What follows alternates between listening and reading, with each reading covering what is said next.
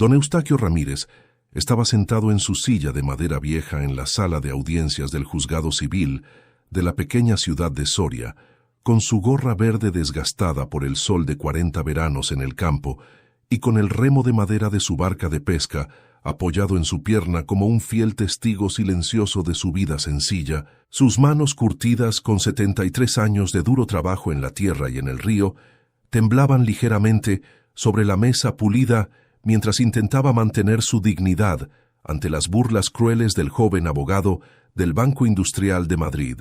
Sebastián Quintana, que vestido en un traje gris perfectamente entallado con corbata de rayas burdeos, se inclinaba sobre él señalándolo con el dedo y riéndose abiertamente delante del juez don Anselmo Vega y de toda la sala llena de espectadores curiosos del pueblo. El joven abogado acababa de declarar ante el tribunal entre carcajadas que la ofrecida cantidad de 8.000 euros que el viejo agricultor había puesto sobre la mesa para resolver el conflicto era prácticamente un insulto a la inteligencia del banco poderoso al cual representaba. Una cantidad ridícula que ni siquiera cubriría los honorarios de un mes de los abogados que el banco había contratado para tratar el caso, una broma campesina que había hecho perder el tiempo a personas importantes con asuntos importantes de millones de euros que esperaban en Madrid. Lo que el arrogante Sebastián Quintana absolutamente no sabía en aquel momento de carcajadas, lo que ningún representante del enorme banco industrial podía haber imaginado nunca cuando habían tomado la decisión apresurada de demandar a un viejo agricultor analfabeto por una deuda hipotecaria menor de 30.000 euros, era que don Eustaquio Ramírez poseía el título legítimo de propiedad de un pequeño terreno de apenas 1.500 metros cuadrados a las afueras de Soria, que justamente atravesaba el corazón exacto de un proyecto inmobiliario de lujo de 30 millones de euros que el Banco Industrial estaba financiando y que ya había comprometido con sus inversores internacionales para inaugurar dentro de 6 meses con presencia del propio ministro de Vivienda. Y aquel pequeño terreno que parecía sin valor a primera vista contenía la única salida vial posible para todo el complejo residencial que tenían en construcción. Si estás preparado para esta historia, escribe en los comentarios desde dónde estás viendo este vídeo. Don Eustaquio Ramírez tenía 73 años y había vivido toda su vida en aquella pequeña casa de piedra a las afueras de la ciudad de Soria, que su padre, don Casimiro, había construido con sus propias manos en 1958. La casa miraba directamente al río Duero, que serpenteaba lentamente a través de los campos castellanos como una vena plateada bajo el sol implacable de Castilla y León. Don Eustaquio había nacido en aquella casa, había crecido en aquella casa, se había casado con su difunta esposa María Dolores en aquella casa, había criado a sus 3 hijos en aquella casa, y había enterrado a su querida María Dolores en el pequeño cementerio del pueblo hace exactamente 12 años, cuando un cáncer fulminante de páncreas se la había llevado en apenas 4 meses, sin darle tiempo siquiera a despedirse. Don Eustaquio tenía las manos de un hombre que había trabajado la tierra durante 6 décadas seguidas sin descanso. Los dedos estaban torcidos por la artrosis, la piel estaba tan curtida y arrugada como el cuero viejo de las botas de campo. Las uñas estaban permanentemente manchadas con la tierra negra y rica de su pequeña parcela que cultivaba con orgullo desde antes de aprender a leer. Pero aquellas manos también sabían cosas que las manos suaves de los hombres de ciudad nunca sabrían en sus vidas enteras. Sabían cuándo iba a llover solo por el olor del aire húmedo, cuándo el río iba a crecer por el cambio en el rumor de las aguas, cuando la tierra estaba lista para sembrar las patatas y las judías, y los tomates que vendía cada sábado en el mercadillo del pueblo. Sus 3 hijos se habían marchado lejos del pueblo hace muchos años, buscando vidas mejores en las grandes ciudades de España y del extranjero. Su hijo mayor, José Antonio, era ingeniero industrial en Bilbao y trabajaba en una empresa siderúrgica importante. Su hija Carmen era enfermera en un hospital grande en Barcelona, donde llevaba 20 años atendiendo a pacientes con enfermedades graves. Y su hijo menor, Miguel Ángel, el más rebelde de los 3, había emigrado a Argentina hace 15 años. y se había casado con una porteña hermosa y había tenido 2 hijas que don Eustaquio solo conocía por las fotografías que llegaban en la postal de Navidad cada diciembre. Cada uno de ellos había intentado convencer al padre de venderse la pequeña casa de piedra y la pequeña parcela y mudarse con ellos a las ciudades modernas. Cada uno de ellos había prometido darle una vida más cómoda y mejor cuidados médicos en sus años dorados, pero don Eustaquio siempre se había negado con firmeza absoluta. Aquella casa no era simplemente piedras viejas y maderas gastadas. Era el lugar donde había vivido María Dolores. Era el lugar donde sus hijos habían dado los primeros pasos. Era el lugar donde su padre, don Casimiro, había trabajado y soñado, y había finalmente muerto sentado en el porche, con una sonrisa en los labios, mirando hacia el río. Era todo lo que don Eustaquio era, y nadie iba a quitárselo. Nadie en el mundo entero. Hace exactamente 6 años, don Eustaquio había cometido el único error financiero importante de toda su vida sencilla y honrada. Su nieto pequeño Lucas, el hijo menor de su hija Carmen, había sido diagnosticado a los 8 años con una enfermedad rara del corazón llamada cardiomiopatía hipertrófica, que requería una operación quirúrgica especializada que la Seguridad Social no cubría completamente, y que costaba en una clínica privada en Madrid casi 45.000 euros entre la cirugía y la rehabilitación posterior. Carmen había llamado a su padre llorando desconsoladamente desde Barcelona, explicándole que su esposo Manuel y ella ya habían reunido entre los dos 22.000 euros con muchísimo esfuerzo, pero que les faltaban 23.000 más para poder operar a Lucas, y que el tiempo era crucial porque cada semana que pasaba sin operar, el niño aumentaba el riesgo de complicaciones graves. Don Eustaquio había escuchado en silencio toda la historia de su hija, había colgado el teléfono con manos temblorosas, y al día siguiente había caminado 3 kilómetros bajo el sol implacable de junio hasta la sucursal del Banco Industrial en el centro de Soria para pedir un préstamo hipotecario sobre su pequeña casa de piedra. El director de aquella sucursal en Soria había sido en aquel entonces un hombre amable llamado don Roberto Fernández, que conocía a don Eustaquio desde hacía 30 años y que había aprobado el préstamo de 30.000 euros con condiciones muy razonables para que el viejo agricultor pudiera ayudar a su nieto enfermo. Lucas había sido operado exitosamente en agosto de aquel año en una clínica de prestigio en Madrid. Se había recuperado completamente del problema cardíaco con el tiempo, y ahora, a sus 14 años, jugaba al fútbol como cualquier otro niño sano con sus amigos del colegio. Don Eustaquio había estado pagando religiosamente las cuotas mensuales de aquel préstamo durante los primeros 4 años, trabajando aún más horas en su pequeña parcela y vendiendo más verduras en el mercadillo del pueblo.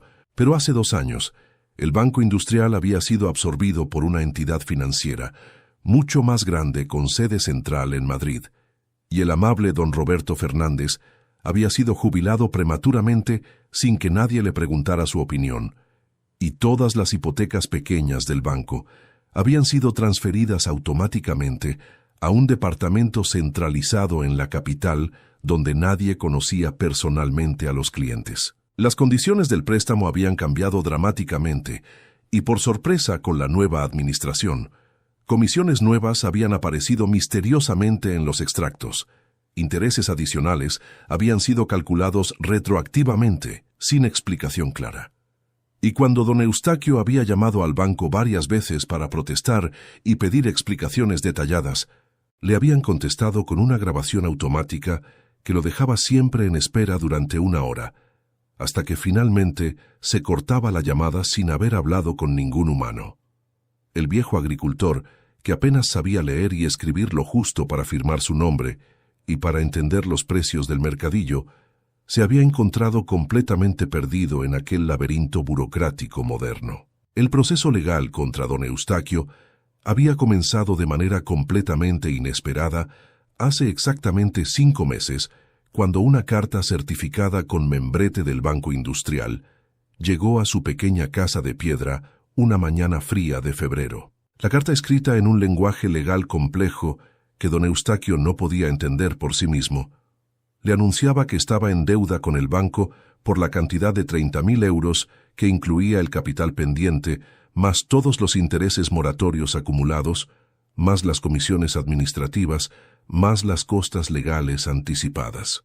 Don Eustaquio había tomado la carta inmediatamente y había caminado hasta la oficina de su antiguo amigo, don Eulogio Castillo, el único abogado del pueblo que había conocido a su padre en los años 50. Don Eulogio era ya un hombre mayor de 79 años que había prácticamente cerrado su práctica legal, pero que seguía atendiendo a los viejos amigos del pueblo cuando lo necesitaban por una pequeña cantidad simbólica. Don Eulogio había revisado la carta cuidadosamente durante toda una tarde, había hecho varios cálculos en una libreta vieja con un lápiz desgastado y había llegado a una conclusión que sorprendió a don Eustaquio profundamente. La cantidad real que don Eustaquio aún debía al banco, según los pagos que había hecho durante 6 años, era apenas de unos 8.000 euros, y no los 30.000 euros que el banco estaba reclamando. Los otros 22.000 euros eran intereses y comisiones que el banco había añadido de manera dudosa y posiblemente ilegal después de la fusión corporativa. Don Eulogio había aconsejado a don Eustaquio que le ofreciera al banco la cantidad legítima de 8.000 euros que sí debía como compensación final para cerrar definitivamente la deuda. Si el banco aceptaba, se acababa todo el problema. Si el banco no aceptaba, podían llevar el caso ante un juez del pueblo donde tenían posibilidades reales de ganar el juicio, porque los cálculos del banco eran abusivos. Don Eustaquio había vendido casi todas sus pequeñas reservas de ahorro acumuladas durante años para reunir aquellos 8.000 euros en efectivo. ¿Te está gustando esta historia? Deja un like y suscríbete al canal. Ahora, continuamos con el vídeo. Que eran prácticamente todo lo que tenía en el mundo a su nombre, además de la pequeña casa y la parcela. Había llevado el dinero personalmente al banco, metido en un sobre marrón de papel, y se lo había entregado al gerente regional, pidiéndole que aceptara la oferta como pago final. Pero el Banco Industrial en Madrid había rechazado completamente la oferta razonable. Habían enviado a Soria a su joven abogado estrella Sebastián Quintana, de apenas 32 años, quien había sido encargado de demandar al viejo agricultor ante el juzgado civil del pueblo para forzar la subasta de la pequeña casa de piedra y de la pequeña parcela, y recuperar así los supuestos 30.000 euros que el banco creía que se le debían. La audiencia decisiva del caso tuvo lugar un martes lluvioso por la mañana, en el modesto juzgado civil de Soria. La pequeña sala estaba inusualmente llena aquel día, porque el caso había generado curiosidad en todo el pueblo, después de que el periódico local había publicado un reportaje sobre el viejo agricultor que estaba siendo demandado por el Banco Grande de Madrid. Don Eustaquio había llegado al juzgado con su mejor camisa de cuadros, la que había usado en la boda de su hija Carmen hace 23 años, con sus pantalones de pana azul oscuro y con su gorra verde desgastada que se había negado a quitarse a pesar de las protestas iniciales del oficial del juzgado. En sus manos llevaba el remo de madera de su vieja barca de pesca que había heredado de su padre don Casimiro y que llevaba consigo a todas partes desde que María Dolores había muerto, como un compañero silencioso que le daba fuerza en los momentos difíciles. Don Eulogio Castillo, el viejo abogado del pueblo, había acompañado a don Eustaquio en la primera fila de la sala, con su traje negro pasado de moda y con sus papeles ordenados meticulosamente en una carpeta de cuero gastado. El juez, don Anselmo Vega, un hombre de 64 años con cabello completamente blanco y con anteojos redondos de montura dorada que conocía bien la vida del pueblo, presidía la audiencia desde su estrado. Por el lado del Banco Industrial, había llegado desde Madrid el joven abogado Sebastián Quintana, acompañado de 2 asistentes con maletines de cuero italiano. Sebastián tenía exactamente 32 años. Había estudiado Derecho en la prestigiosa Universidad Complutense de Madrid con notas excelentes. Había hecho un máster en Derecho Mercantil en una universidad inglesa famosa, que había sido contratado por el Departamento Jurídico del Banco Industrial, hace apenas 2 años, con un contrato muy bien remunerado. Sebastián era ambicioso, arrogante, y veía aquel caso pequeño en Soria como un trámite simple de un día que le permitiría volver rápidamente a Madrid para sus casos importantes.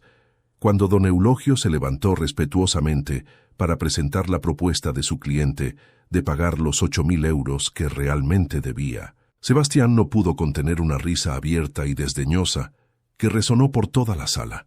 Sebastián se había levantado también señalando con el dedo a don Eustaquio y declarando ante el juez con voz alta entre carcajadas que la oferta era prácticamente un insulto a la inteligencia de su cliente, una broma campesina, una cantidad ridícula que ni siquiera cubriría sus propios honorarios legales por ese caso. Había añadido con sarcasmo cruel que tal vez el viejo agricultor podría también pagar al banco con verduras de su huerto o con pescado del río, porque 8.000 euros era una cifra de risa para una entidad financiera del nivel del Banco Industrial. La sala entera se había quedado en un silencio incómodo ante las burlas. Algunos vecinos del pueblo habían fruncido el ceño con disgusto. El juez don Anselmo había dado un ligero golpe con el martillo pidiendo orden. Pero don Eustaquio simplemente había mirado al joven abogado con sus ojos azules tranquilos y había apretado un poco más fuerte el remo de madera entre sus manos curtidas. Lo que el arrogante Sebastián Quintana absolutamente no sabía aquel martes lluvioso en Soria, lo que ningún ejecutivo del Banco Industrial en Madrid había verificado adecuadamente antes de demandar a don Eustaquio, era un detalle aparentemente menor, pero absolutamente crucial, sobre las propiedades del viejo agricultor. Hace exactamente 20 años, don Eustaquio había heredado de su tío abuelo don Modesto Ramírez una pequeña parcela adicional de aproximadamente 1.500 metros cuadrados, ubicada a las afueras de Soria, justo en el límite donde terminaban los campos cultivables y empezaban unos terrenos baldíos sin valor aparente que nadie quería. Don Eustaquio había recibido aquella herencia inesperada y la había mantenido simplemente porque eran las últimas tierras que quedaban en la familia paterna sin venderse. La parcela en sí misma no tenía ningún valor agrícola real porque era pedregosa y árida, y no se podía cultivar nada en ella. Don Eustaquio nunca le había prestado mayor atención durante todas aquellas 2 décadas. Pagaba puntualmente los pequeños impuestos municipales que correspondían cada año, y de vez en cuando iba caminando hasta allí para recoger leña seca que usaba en su chimenea durante los inviernos fríos. Pero hace 3 años, aproximadamente, algo había cambiado dramáticamente en el área alrededor de aquella parcela aparentemente inútil. El propio Banco Industrial, junto con un consorcio inmobiliario internacional, con sede en Luxemburgo, había anunciado un proyecto residencial de lujo llamado Residencial Vista del Duero, que se construiría justo en aquellos terrenos baldíos, junto a la parcela de don Eustaquio. El proyecto incluía 60 apartamentos de alta gama, una piscina olímpica, un campo de golf privado de 9 hoyos y un restaurante exclusivo, todo con vistas espectaculares al río Duero.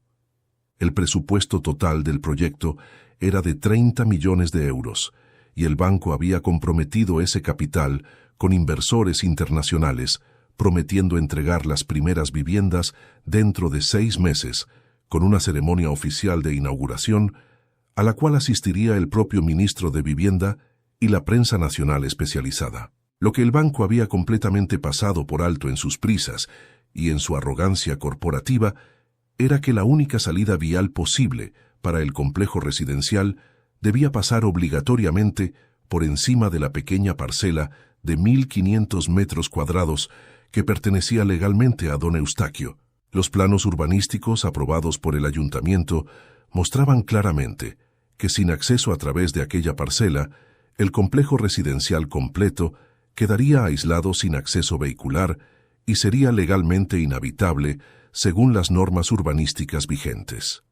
El Banco Industrial había asumido despreocupadamente que adquirirían aquella parcela pequeña por un precio simbólico cuando llegara el momento de construir el acceso vial, considerándola un trámite menor sin importancia.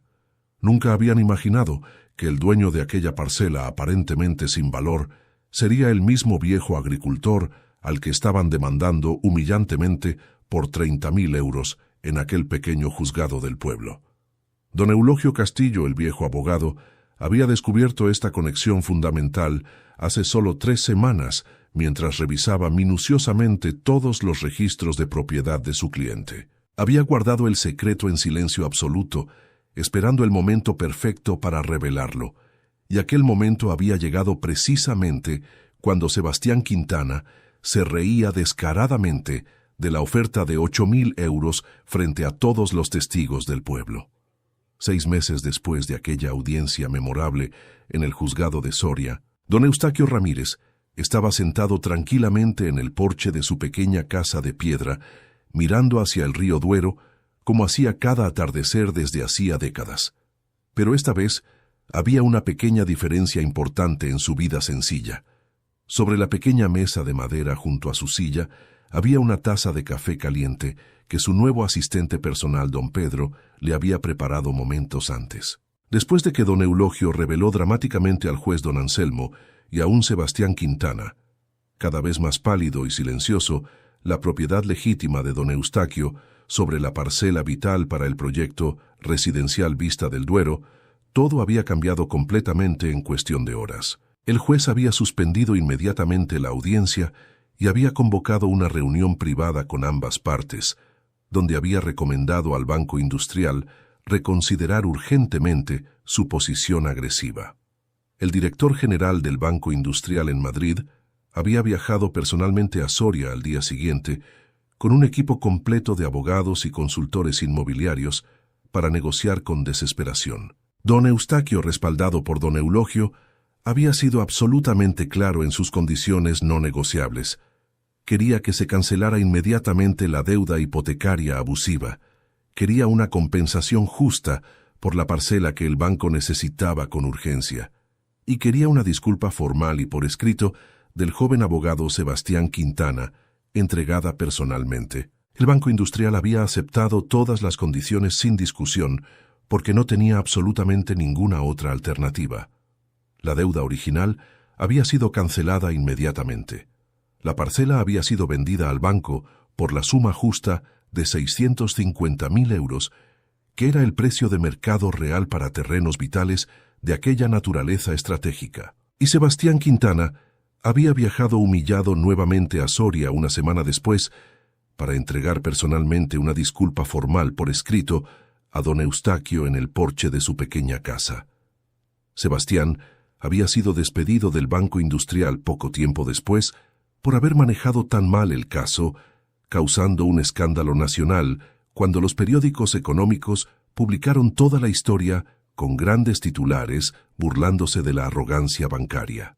Don Eustaquio había usado el dinero recibido por la parcela de manera muy sabia y generosa. Había enviado 100.000 euros a cada uno de sus 3 hijos para ayudarles con sus respectivos proyectos familiares y para pagar las deudas hipotecarias que tenían. Había donado 50.000 euros al pequeño hospital local de Soria para mejorar el equipamiento de la unidad de cardiología pediátrica, donde Lucas, su nieto, había recibido cuidados de seguimiento. Había reservado 200.000 euros para sí mismo y para don Eulogio, que se merecía una pequeña pensión por haber salvado el caso. Y había mantenido el resto en una cuenta para los gastos futuros de su pequeña casa. Lucas, su nieto operado del corazón, había viajado desde Barcelona con toda su familia para abrazar al abuelo que les había salvado a todos. Su hijo José Antonio había venido desde Bilbao con su esposa, y su hijo menor Miguel Ángel había viajado especialmente desde Argentina con su familia entera para conocer finalmente a sus 2 primas españolas y abrazar al abuelo don Eustaquio. A veces, los hombres más sencillos del mundo conocen secretos que los hombres más arrogantes nunca podrán imaginar. A veces los pequeños terrenos sin valor aparente esconden el destino completo de imperios enteros. Y a veces la justicia llega de las maneras más inesperadas cuando aquellos que han abusado de los humildes descubren demasiado tarde que también los humildes tienen sus propios poderes silenciosos. Don Eustaquio bebió tranquilamente un sorbo de su café caliente, mientras el sol naranja se ponía lentamente sobre las aguas plateadas del río Duero. Apretó suavemente el remo de madera de su padre, don Casimiro, entre sus manos curtidas, y pensó en María Dolores, que ahora estaba descansando feliz en el cementerio del pueblo. Había sido un buen día. Había sido un buen año. Había sido una buena vida. Si esta historia te ha llegado al corazón, si te ha recordado que las personas más sencillas a veces tienen los secretos más poderosos y que la justicia siempre encuentra su camino aunque tarde, deja un corazón como señal de que has llegado hasta el final. Y si quieres apoyar el trabajo que hay detrás de estas historias, puedes hacerlo con un pequeño súper gracias aquí debajo del vídeo. Gracias de corazón por quedarte hasta el final.